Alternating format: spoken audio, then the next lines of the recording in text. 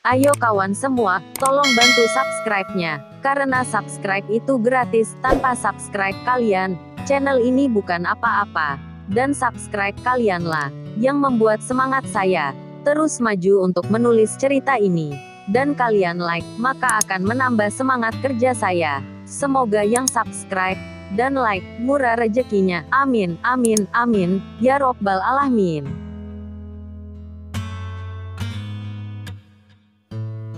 Di rumah Donnie Wei, Julia Tang sudah bangun. Dia menatap Donnie Wei dengan putus asa.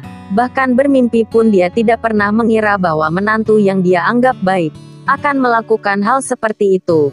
Pada saat ini, dia dan Michelle Su diikat erat, dan dia tidak bisa melepaskan diri dari ikatan. Tolong, tolong kami. Julia Tang berteriak keras. Hush. Donnie Wei meletakkan jarinya di mulutnya dan membuat gerakan jangan berisik. Dia tersenyum jahat, jangan berteriak lagi. Bahkan jika kamu berteriak hingga tenggorokanmu terluka juga tidak akan ada yang bisa mendengarnya. Pintu dan jendela rumahku kedap suara. Julia Tang merasa sangat menyesal mengapa dia tidak mengenali watak asli pria yang ambisius seperti serigala ini lebih awal. Tangannya mengepal erat dan dia berkata, Donnie Wei, cepat lepaskan kami. Yang kamu lakukan ini tindakan kriminal. Kamu masih memiliki masa depan yang cerah. Jangan lakukan sesuatu yang akan menghancurkan masa depanmu sendiri. Diam. Donnie Wei berjalan mendekat dan langsung menjambak rambut Julia Tang. Dia berteriak, menghancurkan masa depan sendiri. Aku beritahu kamu, masa depanku sudah hancur sejak awal. Aku berjuang di dunia bisnis selama 10 tahun, dan dengan tidak mudahnya memiliki beberapa pencapaian. Tetapi aku tidak menyangka keluarga Chen menendangku sesuka hati mereka, dan membuat kerja kerasku selama 10 tahun hancur dalam sekejap. Kamu, apa yang kamu bicarakan? Kamu diusir oleh keluarga Chen. Michelle Su berkata, bukankah kamu menjual perusahaan hanya untuk membelikanku Sky City? Hahaha, benar-benar konyol. Donnie Wei tertawa terbahak-bahak sambil menutupi perutnya. Kamu benar-benar naif, kamu percaya kebohongan seperti ini. Aku hanya memiliki kekayaan 20 juta lebih RMB, sekitar 40 miliar lebih rupiah. Mengapa aku harus membelikan kalung yang harganya 100 juta lebih RMB, sekitar 200 miliar lebih rupiah, untukmu? Kamu ini benar-benar sangat tidak realistis dan sangat aneh. Bukankah kamu bilang kamu ingin menggunakan proyek dengan keluarga Chen? Haha, itu untuk membohongimu. Donnie Wei berkata, itu memang kontrak pinjaman. Tetapi itu adalah pinjamanku 2 tahun lalu, kontrak proyek keluarga Chen juga memang ada. Tetapi itu adalah kontrak pembatalan kontrak antara aku dan keluarga Chen. Kamu benar-benar bodoh. Aku hanya memiliki kekayaan 20 juta lebih RMB. Berdasarkan apa bank mau meminjamkanku 100 juta RMB? Tidak disangka, wanita yang dulunya pujaan hatiku begitu bodoh. Donnie Wei tertawa dan berkata, kamu memang sangat cantik dan seksi, tetapi kamu tidak perlu memandang dirimu begitu tinggi. Aku jujur padamu, kalung itu bukan dariku. Yang konyolnya adalah kamu bahkan tidak tahu siapa yang memberikannya untukmu. Aku pikir kamu pasti memiliki banyak pria luar bukan? Tidak disangka kamu juga liar. Sia-sia aku menjadikanmu sebagai wanita pujaan hati. Aku benar-benar buta. Kamu omong kosong. Michelle Su marah hingga matanya memerah. Jika bukan karena sedang dikat, dia benar-benar ingin berdiri dan menamparkan Donnie Wei. Donnie Wei tersenyum. Dia mengeluarkan sebatang rokok, menyalakannya dan mengisapnya dalam-dalam. Sekarang apapun yang kamu katakan tidak ada gunanya. Kamu jangan khawatir, aku akan menjaga kalian berdua dengan baik. Donnie Wei, mengapa kamu melakukan hal seperti ini? Julia Tang benar-benar tidak bisa membayangkan bahwa Donnie Wei akan menjadi seperti ini.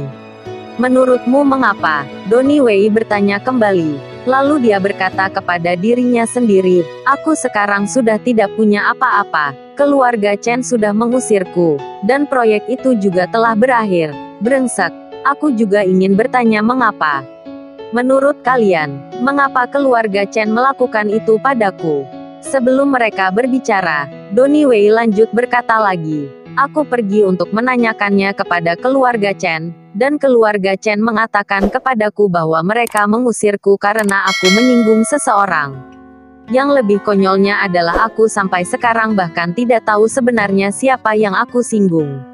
Aku sudah tidak punya harapan. Aku tidak bisa memperbaiki hidupku lagi. Tetapi sebelum itu, aku ingin memenuhi keinginanku sebelumnya.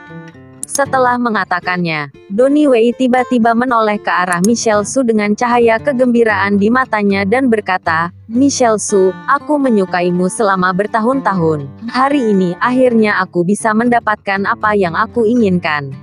Michelle Su menggelengkan kepalanya, dan Julia Tang yang di samping memohon padanya. Tetapi Donnie Wei tidak mau mendengarnya. Saat keduanya hampir putus asa, terdengar suara ketukan di pintu yang terburu-buru. Donnie Wei terkejut. Setelah merespons, dia menatap Julia Tang dan Michelle Su dengan galak. "Jika kalian berdua berani bersuara, aku akan bunuh kalian." Setelah mengancam mereka berdua, dia pergi ke pintu dan bertanya, "Siapa?" "Halo, ini dari Sun Feng Express. Lilin yang Anda beli telah tiba." Terdengar suara di luar pintu. Donnie Wei menghela napas lega, ternyata seorang kurir. Dia memang membeli beberapa lilin secara online. Awalnya dia pikir setelah nenek keluarga Su menyetujui pernikahannya, dia ingin mengundang Michelle Su ke rumahnya untuk candlelight dinner, tetapi sekarang, itu tidak perlu lagi. "Kamu letakkan saja di depan pintu," ujar Donnie Wei. "Maaf tuan, barang kami harus diantarkan ke pelanggan, dan notanya masih harus ditandatangani oleh Anda." "Sial, jangan bertele-tele." Donnie Wei memarahinya. Pada saat ini, Julia Tang menatap Michelle Su dengan cemas dan berbisik, "Cepat-cepat cari solusi." Michelle Su mengerti maksud ibunya. Jika mereka tidak menemukan solusi untuk memanfaatkan celah ini, ketika Donnie Wei kembali, mereka akan celaka. Kekuatan obat bius sangat kuat. Meskipun sudah lama berlalu, namun masih membuat tubuh lemah. Dia melakukan banyak usaha, kemudian akhirnya dia mengeluarkan ponsel dari saku celananya. Dia ingin menelepon Yogi Chen. Julia Tang melihatnya mengirim SMS ke Yogi Chen, matanya memerah. Dia tidak berani berbicara dengan keras, jadi dia menurunkan suaranya dan memarahinya. "Cepat lapor polisi. Apa gunanya memberitahu orang yang tidak berguna itu? Cepat lapor polisi." Michelle Su langsung merespons dan memutar panggilan untuk lapor polisi. Setelah panggilan tersambung, Michelle Su tidak berani berbicara. Ia mengetuk 9 kali di layar ponsel, 3 kali pendek, 3 kali panjang dan 3 kali pendek, sesuai dengan sinyal darurat internasional SOS, dan dia segera menutup telepon. Dia tidak berani menunda terlalu lama. Jika Donnie Wei menyadarinya, maka konsekuensinya tidak terbayangkan. Dia percaya bahwa sinyal meminta bantuan yang baru saja ia kirimkan, petugas kepolisian di kota Sichuan pasti akan dapat mengetahui bahwa dia memerlukan bantuan setelah Donnie Wei tanda tangan. Dia meletakkan lilin di atas meja dan menyalakan lilin. Melihat mereka berdua yang cantik, dia tidak bisa lagi mengendalikan hasrat batinnya pada saat yang sama. Di villa keluarga Su, pesta ulang tahun masih berlangsung. MC yang di pintu mengatakan, "Bos Beauty Group, Betty Zhang datang mengucapkan selamat ulang tahun." Kali ini yang datang adalah CEO dari tingkat bos lagi. Selain itu dia adalah wanita cantik yang terkenal di kota Sichuan, Betty Zhang. Kali ini, seluruh villa heboh. Meskipun Martin Zhou dan Jeffrey Liu terkenal, namun takutnya mereka tidak dapat dibandingkan dengan Betty Zhang. Beauty Group saat ini dapat dikatakan sedang populer. Produknya tidak hanya dijual dengan baik di dalam negeri, namun itu juga terkenal di luar negeri. Setelah kosmetik Tianzi terbaru diluncurkan, itu langsung menjadi populer di seluruh negeri. Sangat menggemparkan. Nenek keluarga Su bahkan mengenal Direktur Betty. Hubungan masyarakatnya benar-benar sangat luas. Semua orang melihat bayangan indah yang berdiri di pintu dengan terkejut. Betty Zhang hanya bermakeup sederhana. Dia mengenakan congsam yang elegan, mengenakan sepatu hak tinggi. Dia diikuti oleh 5-6 orang pria kekar, pinggulnya lenggak-lenggok, dan dia melangkah selangkah demi selangkah. Wow! CEO Beauty Group ini benar-benar sangat cantik dan karismanya sangat luar biasa. Wajahnya yang cantik, tubuhnya yang langsing, semuanya menarik perhatian para pria yang hadir. Maaf, apakah Tuan Muda Chen ada di sini? Betty Zhang berhenti dan pria kekar di belakangnya meletakkan hadiah di lantai. Hadiah itu sangat norak tetapi juga sangat menarik. Itu adalah patung Pixiu yang dibuat dari emas murni ya Tuhan. Memerlukan beberapa pria kekar untuk memikulnya. Seberapa beratnya patung Pixiu emas ini? Orang-orang yang hadir sedikit mati rasa. Pertama ada mutiara luminus yang dihadiahkan oleh Martin Zhou, kemudian villa bernilai 10 juta RMB, sekitar 20 miliar rupiah, yang dihadiahkan oleh Jeffrey Liu. Dan sekarang patung Pixiu emas yang terbuat dari emas murni. Betapa terhormatnya Tuan Muda Chen ini, sehingga begitu banyak bos-bos besar yang berebutan untuk memberikan hadiah.